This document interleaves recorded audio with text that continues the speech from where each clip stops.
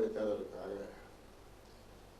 2021 சட்டப்பேரவை தேர்தலுக்காக திமுக வெளியிட்ட தேர்தல் அறிக்கையில் திமுக ஆட்சிக்கு வந்தால்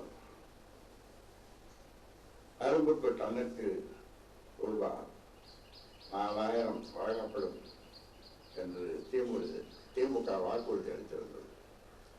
2021 ஆண்டில் ரூபாய் 4000 கொள்முதல் விலை வழங்கப்பட்டிருந்தால் இப்போது ரூபாய் 5000 உயர்ந்திருக்கும். அதை திமுக செயல்படுத்தவில்லை. 2014 ஆண்டு வரை ஒரு டன் கருப்புக்கு ரூபாய் 750 வீதம் ஊக்கத்தொகை வழங்கப்பட்டு வந்தது. 2017 ஆண்டில் அது நிறுத்தப்பட்டு விட்டது.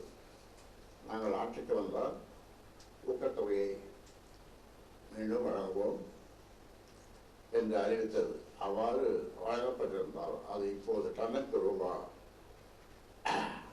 1000 அதிகரித்திருக்கும். ஆனால் அதையும் செயல்படுத்தவில்லை. முந்தைய ஆட்சியில் வழங்கப்படுவதைப் போல டன்னுக்கு ரூபாய் 215 வீதம் ஊக்கத்தொகையை வழங்கி வந்தது. நடப்பு பருவத்திற்கு அதுவும் வழங்கப்படவில்லை. அதனால் உழவர்கள் கடுமையாக பாதிக்கப்பட்டுள்ளனர். கரும்பு கொள்முதல் விலை டன்னுக்கு 3151. போதாது, டன்னுக்கு குறைந்தது 1000 ஊக்கத்தொகை வழங்க வேண்டும். தமிழ்நாட்டில் கடந்த ஆண்டு அக்டோபர் மாதம் தொடங்கிய கரும்பு அறவை பருவம் இப்போது கிட்டத்தட்ட முடிவுக்கு வந்துவிட்ட நிலையில் தமிழ்நாட்டில் உள்ள அரசு மற்றும் தனியார் சர்க்கரை ஆலைகளால் கொள்முதல் செய்யப்படும்